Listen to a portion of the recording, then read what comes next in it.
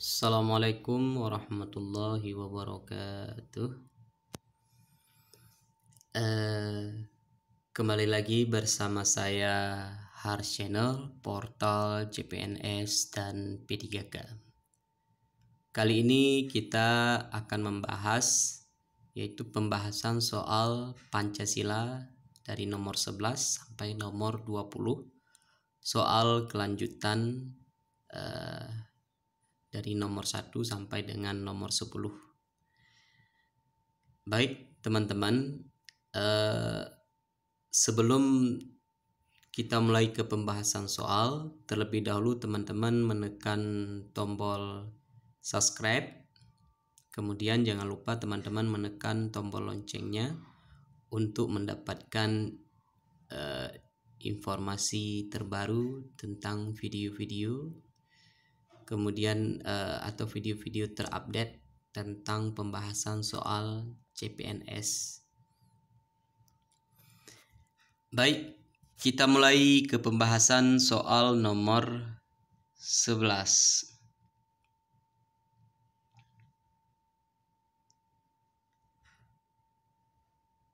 Panitia 9 diketuai oleh A. Soekarno, B. Muhammad Hatta, C. Muhammad Yamin, D. A.A. Maramis, dan E. KRT Rajitman Wodyo Diningrat. Jawabannya yang benar adalah yang A. Insinyur Soekarno. Panitia 9 diketuai oleh Insinyur Soekarno dan beranggotakan Muhammad Hatta, Muhammad Yamin, A.A. Maramis, Subarjo, Kiai Haji Wahid Hashim, Kiai Haji Kahar Muzakkar, Haji Agus Salim, dan R. Abikusno Cukrosojoso. Jadi di sini sangat jelas bahwasannya ketua panitia 9 itu adalah Insinyur Soekarno. Kemudian pada jawaban B, Muhammad Hatta itu sebagai wakil. Kemudian kalau kita lihat pada jawaban C, Muhammad Yamin itu sebagai anggota. Dan pada jawaban D itu ada A.A. Maramis juga sebagai anggota. Sementara yang E, KRT Rajitman Wodyo Diningrat, ini merupakan seorang ketua BPUPKI. Jadi ketuanya adalah Rajitman Wodyo Diningrat. Jadi sebagai ketua BPUPKI, Badan Usaha Penyelidikan Usaha Kemerdekaan Indonesia. Jadi di sini jawabannya yang benar adalah yang A, Insinyur Soekarno. Baik, kita lanjut ke pembahasan soal nomor 12. Berikut ini yang merupakan salah satu anggota panitia 9 adalah A. Adam Malik, B. Sri Sultan HB9, C. Judan Cusinggi, D. Laksamana Maida, E. Ki Haji Wahid Hashim. Jadi di sini jawabannya yang benar adalah yang E, Kiai Haji Wahid Hashim. Seperti yang telah kita bahas tadi di beberapa pada soal nomor 11 dari anggota panitia 9, maka salah satu anggotanya adalah Kiai Haji Wahid Hashim. Jawabannya yang E. Panitia 9 beranggotakan Muhammad Hatta, Muhammad Yamin, A.A. Maramis, Subarjo, Kiai Haji Wahid Hashim, Kiai Haji Kahar Muzakkar, Haji Agus Salim, dan R. Abikusno Cukrosojoso. Nah, Kalau kita lihat pada jawaban A itu ada Adam Malik. Adam Malik ini adalah seorang politikus Indonesia dan juga beliau adalah mantan jurnalis yang menjabat sebagai wakil presiden ketiga.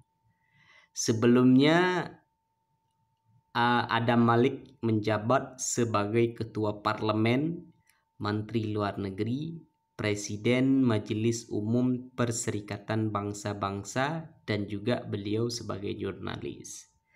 Jadi peran Adam Malik dalam kemerdekaan Indonesia itu juga sangat besar. Tapi beliau bukan panitia 9. Kemudian pada jawaban B itu ada Sri Sultan Habis Milan. Ini kalau kita lihat beliau adalah seorang Yogyakarta yang lahir di Yogyakarta.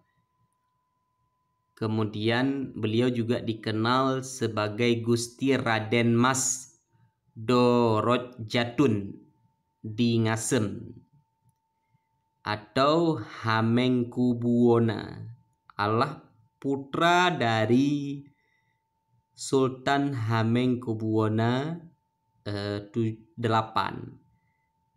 dan permaisurinya adalah Kanjeng Raden Ayu Adipati Anom Hamengkunegara.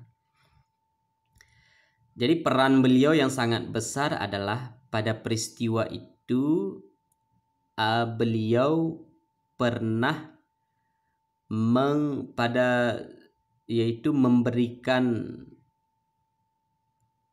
atau merelakan keratonnya sebagai tempat persembunyian tentara Republik Indonesia ketika mereka dikejar-kejar oleh tentara Belanda. Jadi di sini beliau sangat berjasa kepada bangsa Indonesia dalam memberikan sumbangsihnya baik pikiran, kemudian juga beberapa sumbangsihnya dalam bentuk materi untuk kemerdekaan Indonesia.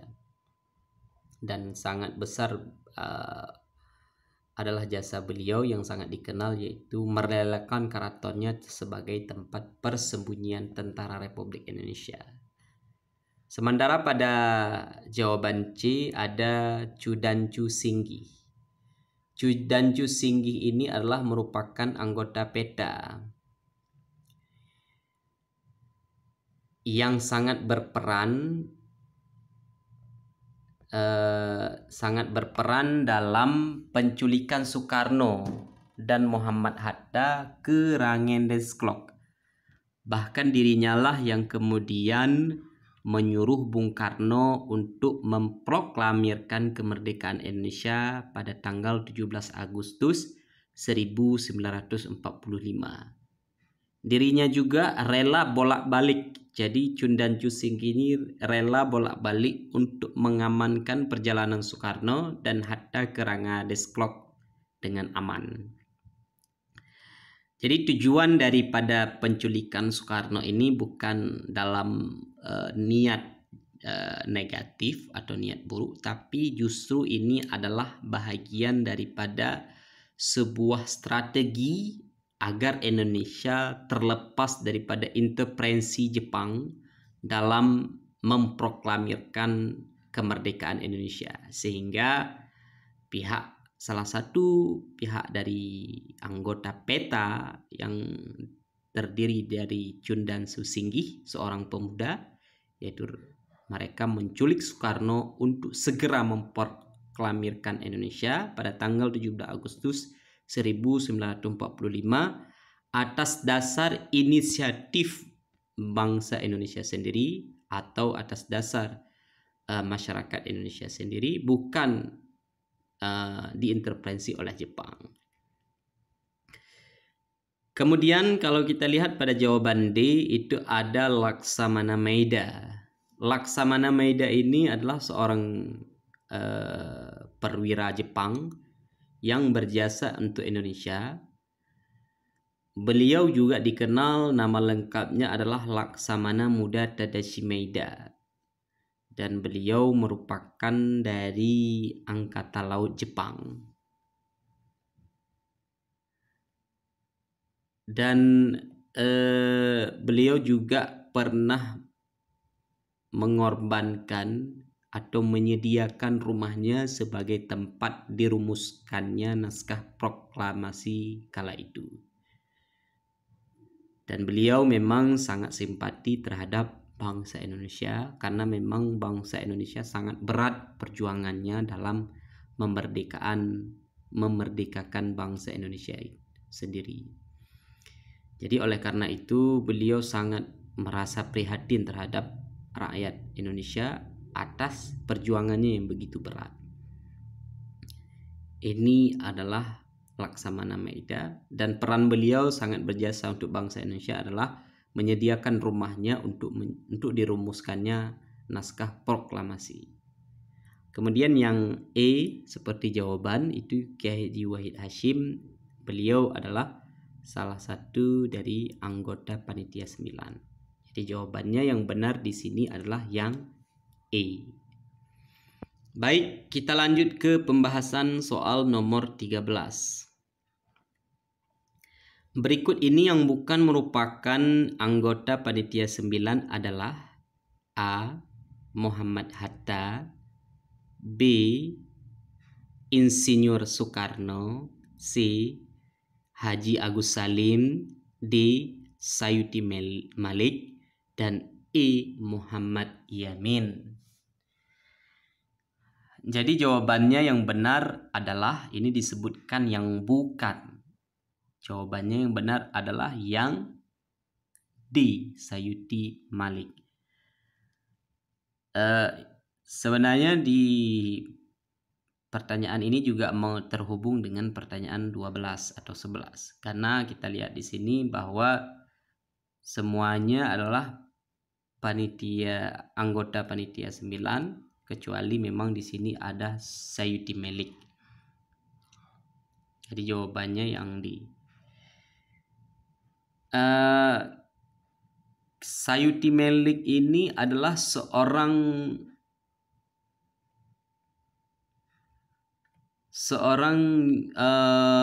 yang mencatat atau mengetik naskah proklamasi kemerdekaan Republik Indonesia. Itu adalah peran beliau. Beliau juga dikenal sebagai Muhammad Ibnu Sayuti atau lebih dikenal Sayuti Malik. Dan beliau suami dari Sorastri Karma Trimurti, seorang wartawati dan aktivis perempuan di zaman pergerakan dan zaman setelah kemerdekaan. Jadi jasa dari Sayuti Malik ini adalah sebagai pengetik naskah proklamasi kemerdekaan Republik Indonesia. Jadi beliau bukan anggota dari Panitia 9. Jadi jawabannya yang D. Baik teman-teman, kita lanjut ke pembahasan soal nomor 14. Panitia 9 mengadakan rapat pada tanggal A. 22 Juni 1945, B. 21 Juni 1945, C. 20 Juni 1945, D. 19 Juni 1945, dan E. 18 Juni 1945. Jawaban yang benar adalah A. 22 Juni 1945. Panitia 9 mengadakan rapat pada tanggal 22 Juni 1945. Rapat ini dilakukan untuk membahas rumusan dasar negara. Jadi di sini memang sangat jelas bahwa Panitia 9 mengadakan rapat itu pada tanggal 22 Juni 1945. Jawabannya adalah yang A. Baik, kita lanjut ke pembahasan soal 15. Rapat Panitia 9 berlangsung di kediaman A. Insinyur Soekarno, B. Muhammad Yamin, C. Laksamana Maida, D. A.A. Maramis, E. Muhammad Hatta. Jadi di sini di soal bahwa rapat Panitia 9 berlangsung di kediaman titik-titik. Jawabannya yang benar yang A. Insinyur Soekarno. Pada tanggal 22 Juni 1945, Panitia 9 mengadakan rapat di kediaman Insinyur Soekarno, Jalan Pegangsaan Timur nomor 56 Jakarta. Jadi di sini memang pada jawaban ini sangat jelas bahwa rapat Panitia 9 itu berlangsung di kediaman Soekarno, yaitu di Jalan Pegangsaan Timur nomor 56 Jakarta, yaitu pada tanggal 22 Juni 1945. Nah, teman-teman, pada Jalan Pegangsaan Timur ini nanti kadangkala soalnya juga dibalik, hanya pada nomor saja yang berubah, ada 56, kadang ada 54, ada 57 Jakarta. Inilah memang harus jeli dalam memahami soal, harus jeli dalam harus detail dalam memahami soal, baik dari tanggal, nomor, bulan dan sebagainya. Itu benar-benar harus kita hafal semuanya, agar setiap soal yang ada dalam tes CPNS ini kita jangan mudah terjebak dari angka, bulan, dan nama-nama lain. Jadi benar-benar harus kita perhatikan dengan matang, benar-benar kita harus meneliti secara detail jawaban dari setiap soal. Jadi pada soal nomor 15 ini adalah berlangsung di kediaman Insinyur Soekarno. Jadi jawabannya yang A. Baik, kita lanjut ke pembahasan soal nomor 16. Tugas utama Panitia 9 adalah A. Menuntaskan berbagai masukan tentang usulan hukum dasar, B. Menuntaskan pertengkaran di antara anggota BPUPKI, C. Menyusun naskah proklamasi, D. Menyusun strategi untuk merdeka, E. Menyusun rumusan anggota kabinet. Jawabannya yang benar adalah yang A. Menuntaskan berbagai masukan tentang usulan hukum dasar. Jadi tugas dari Panitia 9 itu menampung berbagai aspirasi tentang pembentukan dasar negara Indonesia, atau menuntaskan berbagai masukan tentang usulan hukum dasar. Nah, selain itu juga tim ini juga mengemban tugas untuk membahas serta merumuskan dasar negara Indonesia. Dari tugas tersebut, pada tanggal 22 Juni 1946, Panitia 9 berhasil melahirkan Piagam Jakarta atau Jakarta Charter. Piagam tersebut berisi rumusan 5 dasar negara Indonesia, yaitu ketuhanan dengan kewajiban menjalankan syariat Islam bagi pemeluk-pemeluknya, kemanusiaan yang adil dan beradab, persatuan Indonesia, kerakyatan yang dipimpin oleh hikmat, kebijaksanaan dalam permusyawaratan perwakilan. Kemudian kelima, keadilan sosial bagi seluruh rakyat Indonesia. Jadi itulah hasil daripada tugas atau tanggung jawab Panitia 9. Jadi outputnya adalah melahirkan Piagam Jakarta atau Jakarta Charter. Jadi jawabannya di sini adalah yang A. Kita lanjut ke pembahasan soal nomor 17. Perhatikan pernyataan berikut. 1. Peri kebangsaan. 2. Peri kemanusiaan. 3. Peri ketuhanan. 4. Peri kerakyatan. 5. Kesejahteraan. Kelima gagasan dasar negara tersebut diajukan oleh A. Insinyur Soekarno, B. Dr. Supomo, C. Muhammad Yamin, D. Subarjo, E. A.A. Maramis. Jawabannya yang benar adalah yang C. Muhammad Yamin. 5 dasar negara yang disampaikan oleh Muhammad Yamin adalah peri kebangsaan, peri kemanusiaan, peri ketuhanan, peri kerakyatan, dan kesejahteraan.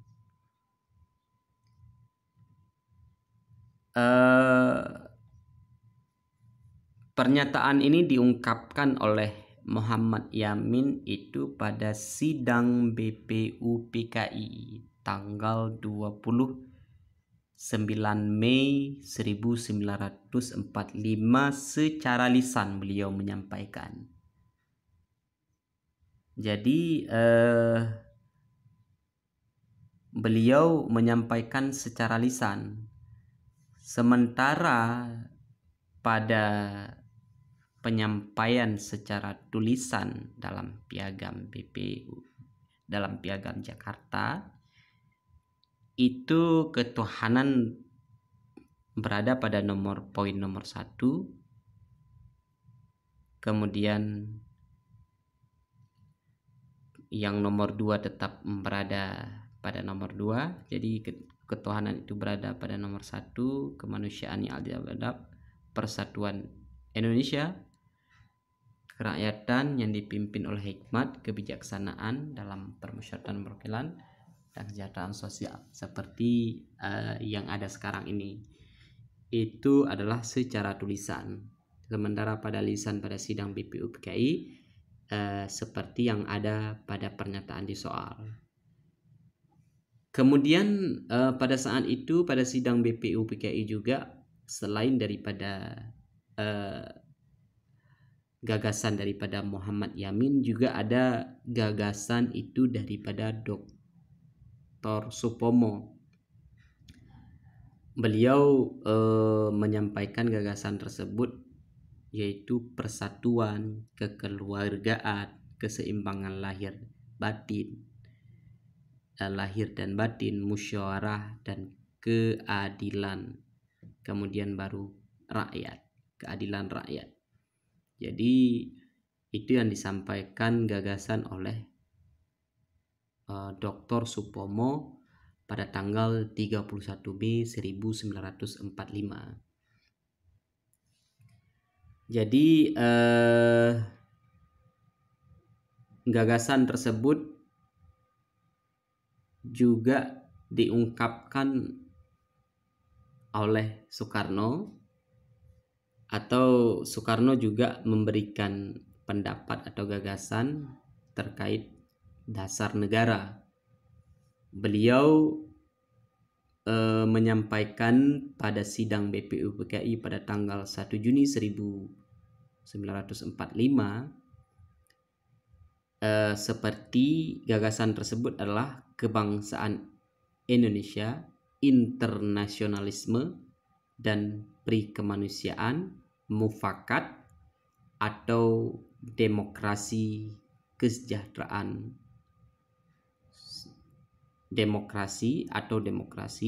kesejahteraan sosial, ketuhanan yang Maha Esa.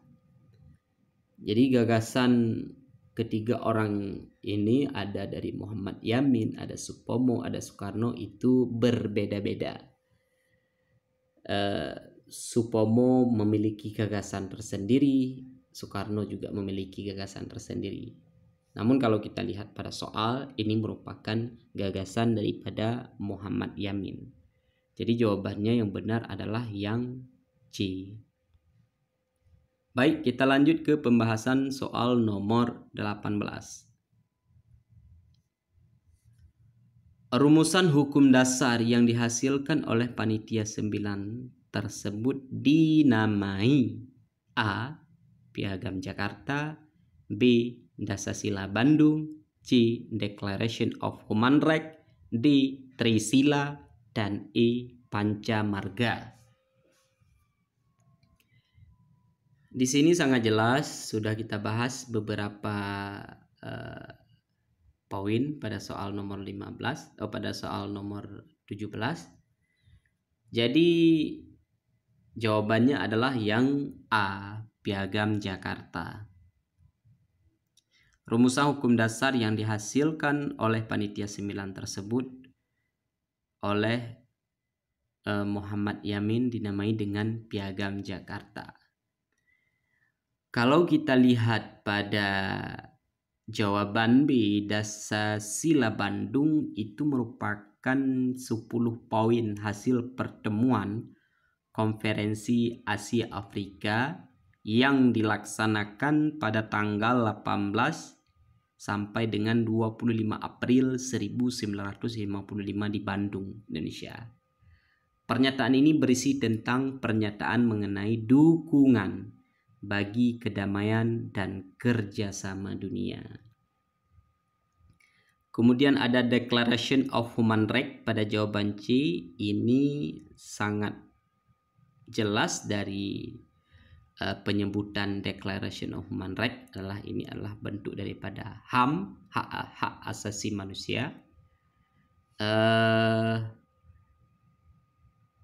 Jadi hak asasi manusia sebuah pernyataan yang bersifat anjuran yang diadopsi oleh Majelis Umum Persatuan Bangsa-Bangsa pada 10 Desember 1948 di Palais de Chaillot, Paris. Jadi memang dari namanya saja kita sudah bisa menerka bahwa ini adalah hak-hak asasi manusia, Declaration of Human Rights. Ada namanya, jawaban D ada Trisila. Trisila itu adalah ungkapan daripada gagasan Soekarno. Jadi ada Pancasila, Trisila, dan Ekasila. Nah, di akhir sidang, konsep Trisila dan Ekasila tidak terpilih oleh forum dasar negara, yang disepakati adalah Pancasila. Trisila itu merupakan sosial nasionalisme, sosial demokrasi, dan ketuhanan. Itu masuk dalam Trisila. Ekasila berisi satu hal, yaitu gotong royong. Jadi gagasan Trisila, Ekasila ini merupakan gagasan dari Soekarno. Sementara dalam persidangan itu yang disepakati semua dalam persidangan tersebut adalah dengan nama Pancasila. Jadi memang di sini sangat jelas pada soal ini bahwasannya jawaban yang benar di sini adalah yang A, Piagam Jakarta. Baik, kita lanjut ke pembahasan soal nomor 19.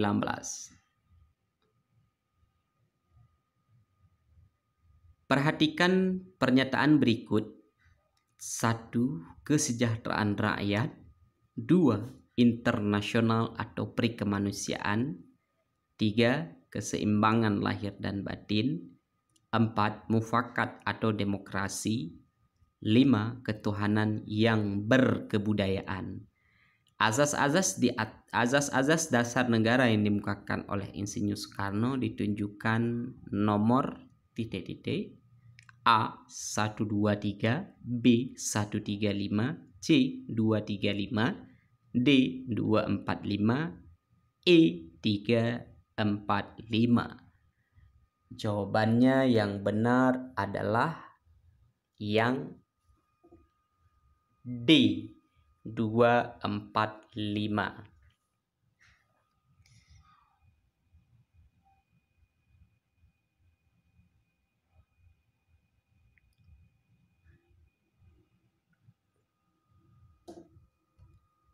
Jadi di sini ada kesalahan penulisan bahwa jawaban yang benar di sini adalah bukan A tapi D. Yang D2 internasional atau perikemanusiaan. Kemudian 4 itu mufakat atau demokrasi. 5 ketuhanan yang berkebudayaan. Kalau A itu kesejahteraan rakyat, kemudian ada ternas, jadi kesejahteraan rakyat itu adalah ungkapan daripada Muhammad Yamin. Jadi di sini adalah salah pengetikan. Jawaban yang benar adalah kalau kita lihat di soal ini adalah yang D. Jadi 2, 4, 5. Azas-azas dasar yang dimukakan oleh Insinyur Soekarno adalah kebangsaan, internasional atau perikemanusiaan, mufakat atau demokrasi, kesejahteraan sosial, ketuhanan yang berkebudayaan. Jadi jawabannya adalah yang D, bukan A. Baik, kita lanjut ke pembahasan soal nomor 20.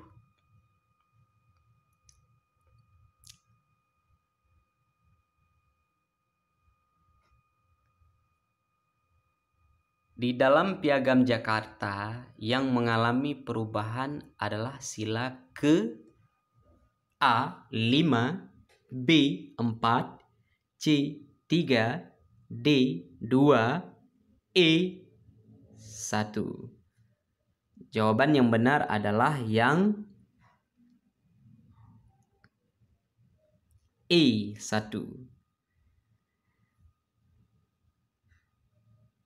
Rumusan dasar negara dalam Piagam Jakarta mengalami perubahan pada sila pertama, di mana sila ketuhanan dengan kewajiban menjalankan syariat Islam bagi pemeluknya diubah menjadi ketuhanan yang Maha Esa. Jadi pada rumusan pertama itu pada Piagam Jakarta oleh Muhammad Yamin itu ada sebuah poin di mana sila pertama itu ketuhanan dengan kewajiban menjalankan syariat Islam bagi pemeluk-pemeluknya. Nah, pada PPKI Muhammad Hatta pada